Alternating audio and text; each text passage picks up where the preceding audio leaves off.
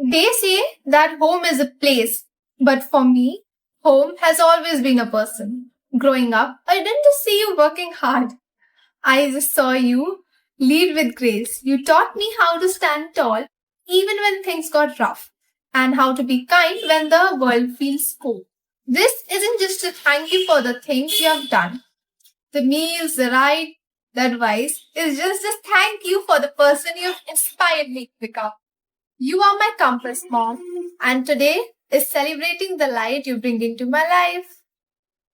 So, Mom, out of all the advices that you have given me, what's the one thing you hope that I'll never forget? Um, Blessy, just be yourself and know that I'm always here for you. I love you for 1,000 more.